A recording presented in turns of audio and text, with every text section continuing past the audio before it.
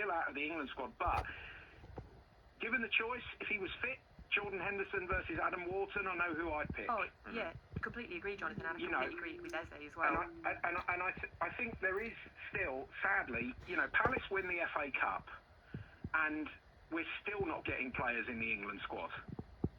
Dean Henderson has been the form goalkeeper one of the form goalkeepers in the Premier League for the last couple of months, 3 months, and still Jordan Pickford starts. Mark Gahey was out of the squad because he picked up the eye injury in the cup final. Fair enough. Wharton, he got a concussion. That may have ruled him out. But Eze deserved to start for England tonight.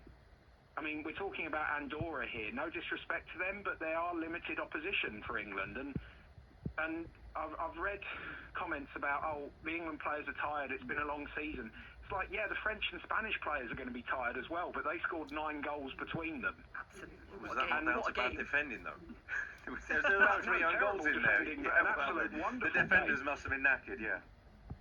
But the other thing is we now see a resurgence of the old-fashioned centre-forward in the Premier League. So Mateta, Chris Wood, Isak, big, powerful centre-forwards who can muscle their way into good positions and fight for the ball and do well in the air. But none of them are eligible for England. And when Harry Kane retires, I don't see an obvious successor. There is no one in the Premier League who's eligible for England that I can see who plays that Harry Kane role. Liam Delap. Delap?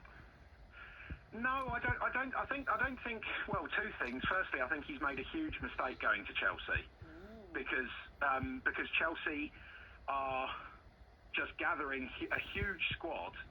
I can't see how he's going to get the game time that he deserves. He would have started every week at Ipswich, and even if he'd gone to, I don't know, maybe Arsenal or Spurs or maybe Villa, he would have probably started every week. He won't start every week at Chelsea, and I don't think he's too early in his career to tell if he's got the kind of prowess that Kane has got. But Harry Kane's probably 2 or 3 years off retiring at international level, and when he's gone, we're really going to miss him. There's no, and I think that's partly why he picked Ivan Toney, because Toney is more like Harry Kane in terms of his style, in terms of his big, powerful presence in the penalty area. But I fear for the future generations because I can't see a successor to Harry Kane, and I think Thomas Tuchel needs to be more.